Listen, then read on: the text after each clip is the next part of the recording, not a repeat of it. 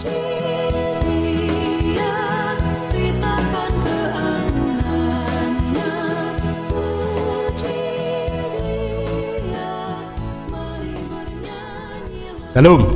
selamat pagi buat kita semua, Bapak Ibu dan saudara-saudara yang dikasihi Tuhan kita Yesus Kristus.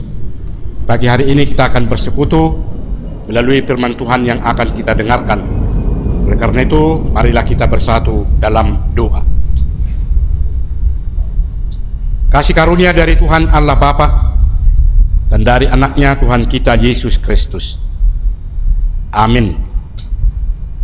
Firman Tuhan yang menjadi renungan buat kita di pagi hari ini tertulis dalam 2 Korin pasal 5 ayat 20, demikian dikatakan,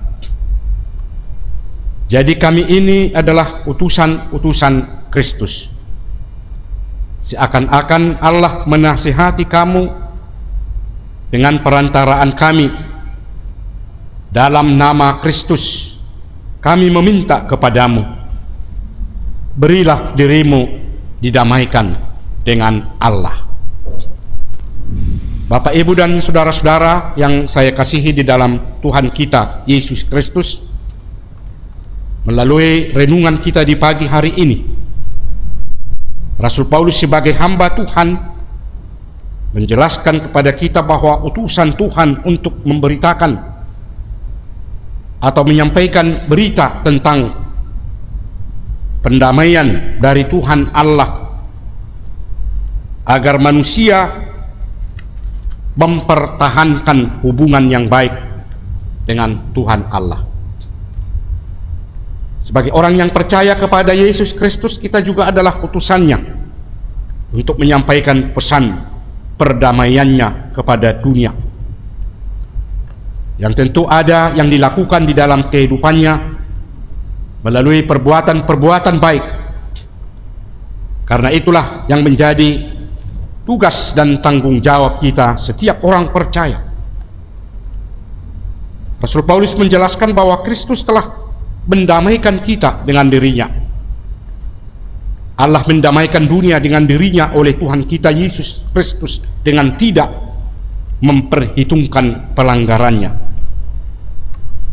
Oleh karena itulah Rasul Paulus mengatakan, berilah dirimu didamaikan dengan Allah. Biarkanlah dirimu didamaikan. Kita sebagai umat manusia yang tidak pernah luput dari perbuatan yang salah, dari perbuatan dosa, apakah itu dosa pikiran, tindakan, atau perkataan. Nah, kalau dosa pikiran yang tahu hanya diri sendiri, kita sendiri, dan tentunya Tuhan mengetahui, karena tidak ada yang tahu sesama manusia tentang pikiran orang lain, karena manusia terbatas. Namun yang dikatakan dosa tindakan dan perkataan, selain diketahui oleh Tuhan, tentu sesama manusia pun dapat mengetahuinya. Ketika perkataan atau tindakan kita yang tidak terpuji terlontarkan kepada sesama, kadang-kadang sulit untuk meminta maaf atau sebaliknya. Bahkan lebih parahnya, enggan bertegur sapa. Kenapa terjadi seperti itu? Karena masing-masing mungkin mempertahankan egonya. Bahkan kadang juga sering kita menyesal, merasa jengkel pada diri sendiri. Kita mau berbaikan kembali. Jadi kata berdamai di sini itu suatu perbuatan yang aktif. Kita manusia sebenarnya tidak bisa memulihkan hubungannya dengan Tuhan Allah. Oleh karena itulah Allah mengutus anaknya Tuhan kita Yesus Kristus agar kematiannya dan kebangkitannya dilakukannya karena Ia mengasihi kita manusia. Namun jika kita didamaikan dengan Allah, itu bukan hasil dari doa bukan juga hasil dari amal atau perbuatan kita, melainkan itu adalah pemberian yang ditawarkan oleh Allah kepada kita manusia, apakah bersedia atau tidak. Oleh karena itulah Paulus menyampaikan kepada kita melalui tawaran yang mengatakan, berilah dirimu didamaikan. Siapa yang akan mendamaikan? Tentu Tuhan kita Yesus Kristus. Lalu yang didamaikan adalah kita manusia. Jadi kita didamaikan dengan Allah, maka itu merupakan hal yang wajib hukumnya. Kalau dalam kitab Ibrani pasal 12 ayat 14 dikatakan, berusahalah hidup dengan damai kepada semua orang. Artinya kita harus berdamai dengan siapapun, berdamai kepada setiap orang, berdamai di tengah-tengah keluarga, terhadap semua sesama kerja dan lain sebagainya. Tentu juga dengan diri sendiri. Pada saat inilah kita diingatkan kembali bahwa Allah sedang membuka peluang siapapun yang datang kepadanya untuk didamaikannya. Itu pasti akan diterima oleh Allah, karena Allah tetap menunjukkan kasih setianya kepada setiap kita yang percaya kepadanya.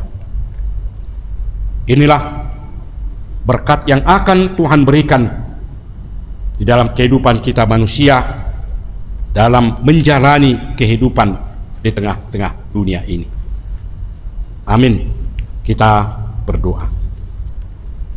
Ya Tuhan Allah Bapa kami yang bertakhta di dalam kerajaan surga, kami mengucapkan syukur dan terima kasih atas berkat dan perlindungan Tuhan dalam hidup kami hingga pada pagi hari ini.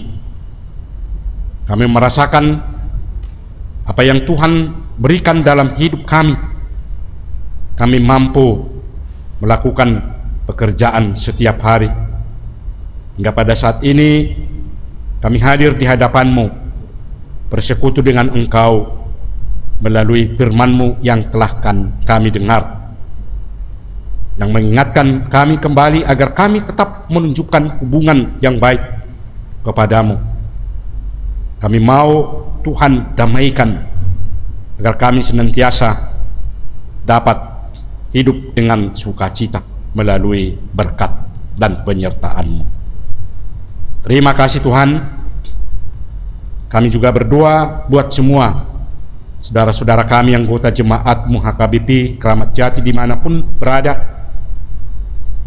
yang ada di rumah, yang melakukan pekerjaan setiap hari. Tuhan berikan kekuatan, Tuhan lindungi, Tuhan berikan kesehatan, sehingga mereka dapat mampu melakukan pekerjaannya dan menjadi berkat bagi mereka yang merasakan sukacita yang sangat besar dari Engkau. Itulah harapan kami, kiranya Tuhan tetap menunjukkan itu di dalam kehidupan kami orang percaya. Terima kasih Tuhan. Juga saudara-saudara kami yang pada saat ini masih dalam keadaan sakit, Tuhan tolong mereka, berikan kesembuhan agar mereka memperoleh kekuatan baik dalam melakukan pekerjaan, melakukan aktivitasnya dalam kehidupan setiap hari. Mereka dapat merasakan kasih karunia melalui kebaikan Tuhan yang menunjukkan apa yang mereka kehendaki. Terima kasih Tuhan, kami tetap menyerahkan diri kami hanya ke dalam tangan-Mu. Inilah doa kami yang kami sampaikan kepadamu hanya di dalam nama anak-Mu Tuhan kami Yesus Kristus. Amin. Anugerah dari Tuhan kita Yesus Kristus, kasih setia Allah Bapa dan persekutuan Roh Kudus, itulah kiranya yang menyertai saudara-saudara semuanya. Amin. Bapak, Ibu, dan saudara-saudara yang saya kasihi di dalam Tuhan kita Yesus Kristus, kiranya di hari ini kita tetap dalam lindungan Tuhan, diberikan kesehatan dan kekuatan kepada kita semuanya. Amin. Shalom.